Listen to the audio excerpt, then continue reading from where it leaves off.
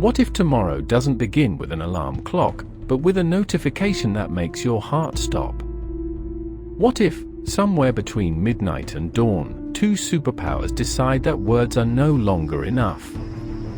What if China and the United States enter a full-scale war? For most people, it wouldn't begin with explosions. It would begin with confusion. In San Diego, Ethan, a 29-year-old naval technician, wakes to a vibrating phone. Messages stack on his screen faster than he can read them. All personnel report immediately. He sits up in bed, suddenly wide awake, a tightness forming in his chest. In Shanghai, Mai, a graduate student studying architecture, is pulled from sleep by the sound of sirens she has only ever heard during drills. Outside her apartment window, the city lights are still on, but something feels wrong. In a small town in Iowa, Linda, a mother of two, pours cereal while the television murmurs in the background. Then the anchor's voice changes. The tone drops. The words slow down. Breaking news. At that exact moment, history shifts. The conflict doesn't start with a declaration of war. It starts with a chain reaction, sanctions tightening overnight, cyber attacks crippling financial systems, military exercises turning into real deployments. In the Pacific, U.S. carrier groups move into defensive formations. Chinese naval forces mirror them from the other side. Satellites are jammed. Communication lines flicker. Both sides insist they are acting defensively.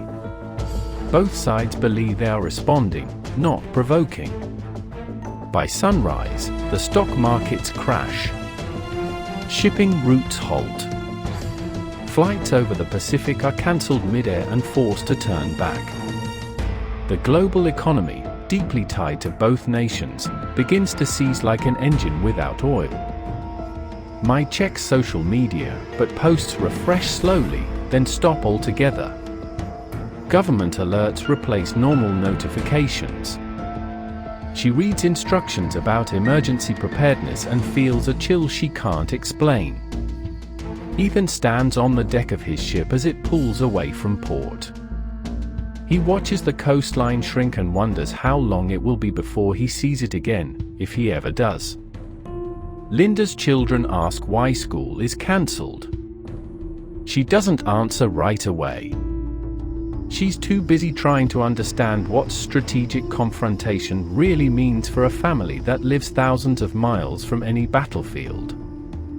Within days, the war becomes visible. Not everywhere, but enough. Missiles don't rain down on cities immediately.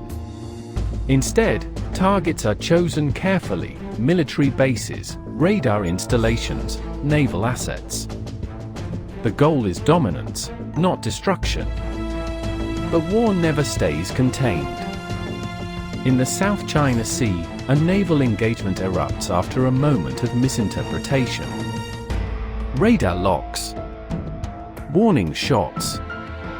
Then fire. A ship is hit. The footage circulates the world in minutes. Flames against dark water. Sailors scrambling. Silence afterward. The moment that video spreads, the last illusion collapses. This is no longer a crisis. It is a war. In Shanghai, Mai's university closes indefinitely. Students are told to return home if possible. Trains are overcrowded. Faces are tense. Everyone is glued to their phones, absorbing rumors and half-confirmed reports. In San Diego, Ethan's ship goes to full operational status. Sleep becomes a luxury. Meals are rushed. Orders come fast and without explanation. He thinks about his younger sister, about the life he promised to return to, and wonders how fragile promises really are. In Iowa, Linda's grocery store empties within hours. Fuel prices spike overnight. Her husband talks about rationing, about saving, about uncertainty. She never imagined a war across the ocean could reach into her kitchen, but it has. The digital front becomes just as brutal as the physical one. Banks go offline. Power grids flicker. Hospitals switch to backup generators.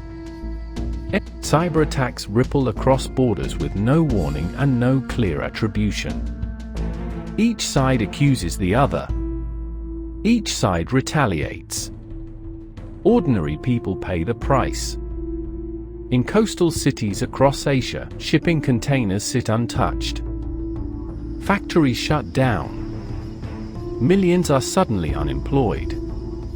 In the US, supply chains collapse.